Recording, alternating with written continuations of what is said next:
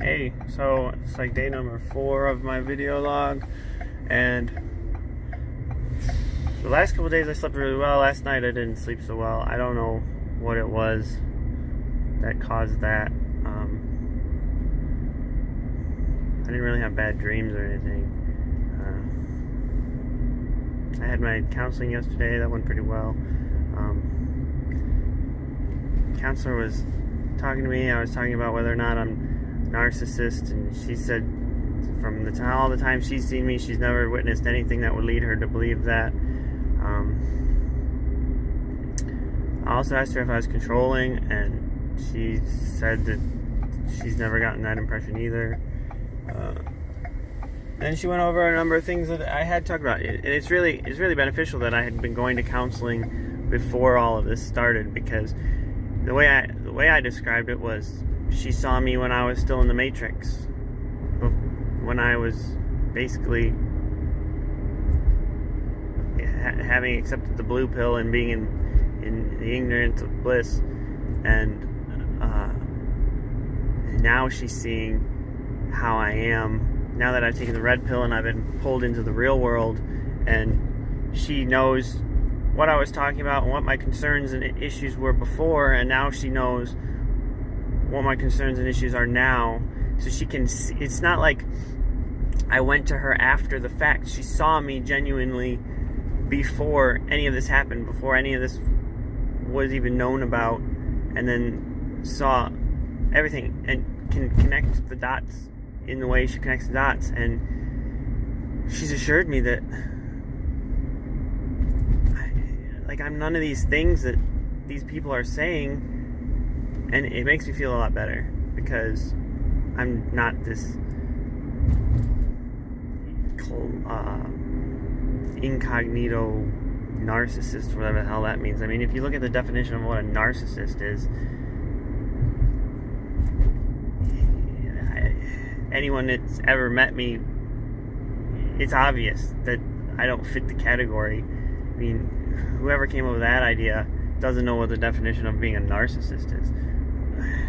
If it's like how contradictory in the PPO, Terry writes, "Oh, he's so controlling, he won't let me do anything, but I was on a bunch of dates." I mean, it's like, does that even how does that make sense in any sense of anyone's mind? Like, okay, so he won't let you do anything, and he's super controlling. A super controlling person would know everything you're doing and restrict you from doing anything, but here you are going out on dates. It doesn't make sense. It's so contradictory, and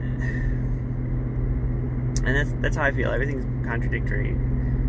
Brenner even said that when he was talking to his mom on the phone, she was contradicting herself just on the phone call with him, and he said this completely out of the blue to me. And a lot of the stuff he said to me has been completely out of the blue, and it kind of amazes me that he's at this point where he's so aware, because this is a kid who used to be kind of clueless about everything, but he's just so smart and so aware about things right now, and it's really great. Another thing that was discussed was the fact that the kids haven't really talked about mom or wanting to see mom. Evelyn's been role-playing with her dolls, "Oh, mom," and stuff like that, and saying, "Oh, mom loves me," and I'm telling her, "Yeah, mom does love you," but she hasn't been like, "I want to see mom, I want mom." She hasn't done anything. If she gets hurt, like this example today, on her way to get in the truck, she slipped and fell because of the leaves, and she hurt her knee, and she came to me and was just wanting cuddles for me, and it was discussed with a professional that oftentimes kids will, even if they don't consciously recognize it, they subconsciously will recognize which parent is distant and not paying attention to them, and which parent they can go to and they will always get what they need, and they just subconsciously go to that parent for their needs. And the fact that I was given this PPO and I was told I had to leave the house right away, and I couldn't leave my kids alone in the house when Terry was having spending sprees and seeing some man in Howell at the time, and didn't come back until who knows when. I think at least a day later. They had no problem with it. They just went along. Oh, this is fun. We were at Grandpa's house, and there was no issues. It just shows that they completely trust me, and I'm doing everything I need to keep them safe and keep them with what they need, and they have no problem with coming up to me. It's been really cute with how much Evelyn's been coming up to me and cuddling with me, because as normal, I mean, Evelyn and Cooper tend to fight a lot, and that's not something new. So it's still a challenge to work on, but they've actually been pretty good. And I had parent-teacher conferences yesterday with Cooper's teacher, and she says he's awesome and not that he's the greatest kid she's had, but because she wouldn't be able to say that, but I'm sure she's thinking it. At least I think it. He's the greatest 7-year-old there is, but no, she was saying how wonderful he is. Like, the only bad thing she could say about him is that he gets off topic or off task occasionally, or takes a bit too long to complete things, or sometimes he goes into the hallway to take a break for 5 minutes because he needs to cool off. I mean, it's all awesome stuff. He's doing really well. He's completely at the level he needs to be or greater. The work I see every day that gets sent home, he's doing great, and I'm just proud of him. And then Evelyn's teacher said, she just came right into class and got right into the schedule and did what she needs to do, and she's doing great too. I mean, I have awesome kids. So, I mean, there was a problem with Brenner's schooling, and I asked him, because all throughout that month of October, every day I'd wake him up when I was taking the kids to school, and I'd say, Brenner, it's time for school. And then I'd come home from taking the kids to school, and he'd be sitting there at the computer, and I would see on his screen that he was working on school. Now, this is a 16-year-old. You don't baby a 16-year-old. You tell them what they need to do, and you trust that they're doing it. And you check here, and I would check regularly and see, oh, yep, he's looking at school. He must be doing it. Well, he was kind of playing the system. He was doing these lessons that he could open up and read through and say complete without having to complete an assessment. He was only doing those assignments according to his teacher, which means that none of his assessments were getting done, which means he was falling behind and his grades were getting terrible. And the thing is, I would ask Terry every week, hey, I'm doing all this stuff, tons of stuff. Can you please check to see that Brenner's doing all right with school? Oh, yeah, I'll check. And I'd ask, and she's like, yeah, he's doing fine. And I trusted her. I mean, why would I have any reason other than to trust her? I trusted her for everything.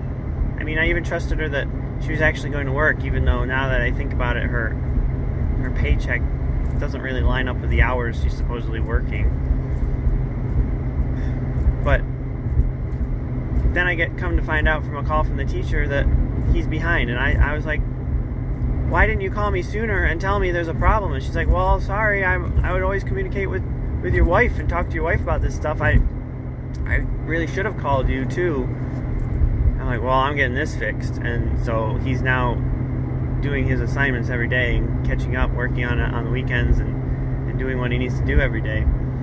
But I asked Brenner, and I said, didn't you hear me asking your mom how you were doing in school? He said, yeah, I heard you ask her. I said, what did you think when she was saying you were doing fine? And you knew full well that you weren't. He said, well, I just thought she was buying me time to catch up because I really wanted to catch up, but I just kept putting it off. And I thought she was just buying me time. And I'm thinking, why is everyone lying to me? I said to him, I feel like not only have I been getting lied to from your mom, like about the school, but you're lying to me too, and I really don't like all this lying. I don't really like how pretty much my whole life was just lies. And I explained to him that he needs to stop being like that. He needs to start being honest, because I'm there to help him. And that's what I'm doing. I'm getting him up to date on school, and it's just so frustrating. It's like I was doing practically everything, and I don't mean like that to be mean or anything. I was doing it because I knew that Terry just started a new job with physical labor of making plastic parts, and she would always come home exhausted.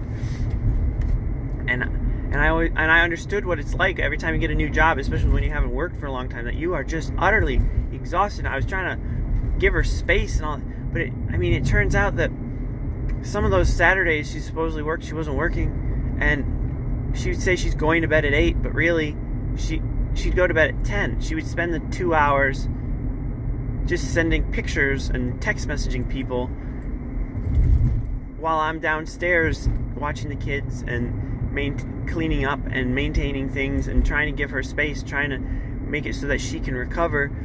But she wasn't. She was getting very little sleep and overdoing everything. I mean, that's really where the red flags that I kept ignoring, that's when it really started hitting the fan, when she just started getting so lazy. Maybe lazy is not even the right word. She just started getting so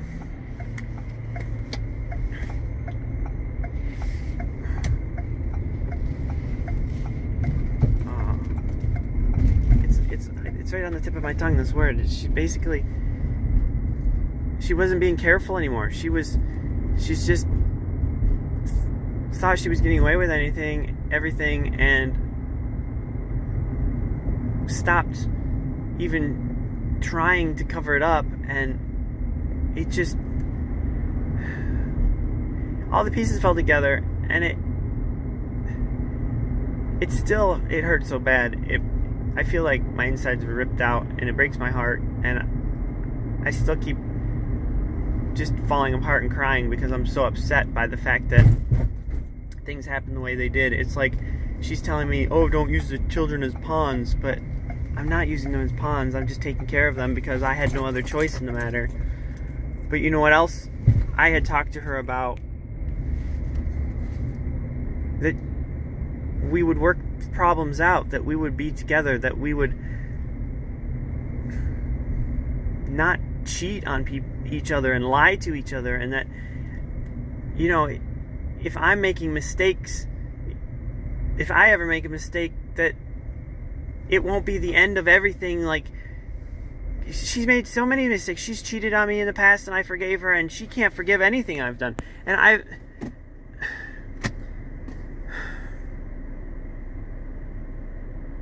it all comes down to exactly what happened with this whole agreement to explore the female touch and explore her desire to see what it's like to be bisexual with a woman.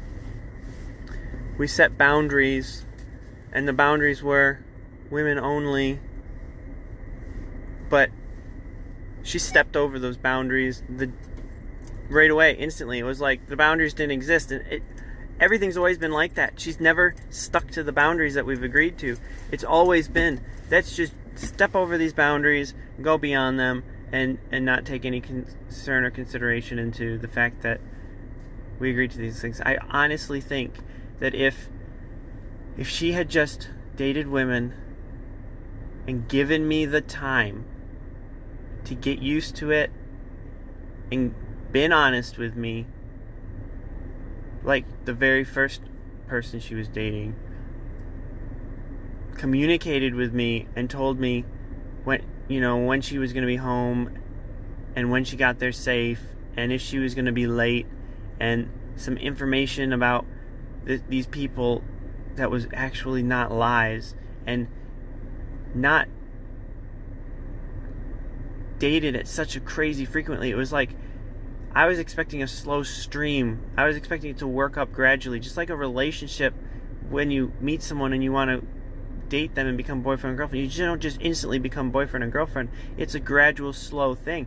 I was expecting like it would be a gradual, slow thing. She meets some people and it just slowly moves. No, it was like a dam broke and the whole town was flooded. It was just instant and overwhelming. And if she had done it the way she had described it to me, with just dating women and taking it slow and everything, I would have gotten more comfortable with it. And I could have seen it as gradually merging into something more, where she started seeing men and started seeing more people and starting sorts of things. But she was so unreasonable about it and didn't even give me the chance to wrap my head around it and get used to just the beginning of it. I mean, I even described it to her as, well, we popped the cork out of the dam and we can't put the cork back in. It's already there. But that's how I saw everything, like small steps. I really think it would have, and it could have worked. And the only way a relationship where you go and see other people while you're married, the only way something like that works is if it's a healthy relationship. And there's no way, based on all what I've just realized, that there was any healthy relationship at the point when she suggested this. At this point, she had already checked out. She had already given up on me. She knew the buttons to push. She knew how to manipulate me. She knew how to say the things to people of the things that I would probably do before I did them, like logging into her text messages. But the thing is if I had been looking at those text messages when she claimed I was, I would have figured this out much sooner. I would have known it much sooner.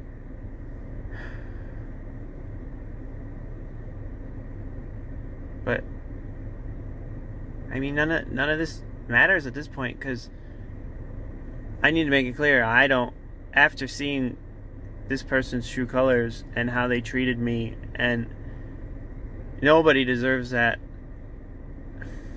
At best, the only thing that I could wish for is that we're friends, so that we can go to the park together with the children without hating each other. That's the best I can see. I never want to be in a relationship with this person, because I deserve better. I don't deserve to be hurt so much. I have been in such pain. And obviously she doesn't want to be with me, so it's for the best. It's what everyone wants. It's fair. Just like it's fair to do 50-50 and meet in the middle with this divorce and just get it done with. So that's what I want. So that's what I'm working towards. I've been taking the kids to the park. I've been taking the kids to the planetarium. We've been having fun. I've been coloring with them. Made a book with Cooper about dragons. Been having a good time with them.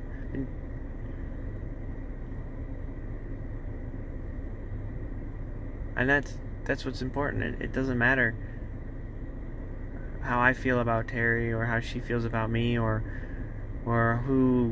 whomever thinks whatever about whomever because they heard something from someone else and whatever. None of that matters. What matters is that the kids are okay, and that they are not having to deal with negative activities. They're not being restricted, and right now they're being restricted and they're being harmed because Terry will not respond to the request of my attorney to make a 50-50 split and get the kids back in the house. And it's what she said to him that she wanted in the first place.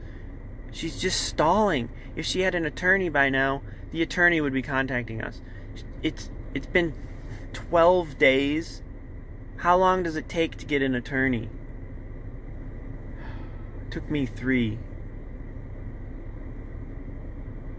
It only cost like $1,000 to do it. Just bam. I mean, I know it's going to cost way more than that because I have to pay $250 an hour, and she's delaying crazy, and it's just going to be super expensive. But, well, maybe it was a little bit more than $1,500. But still,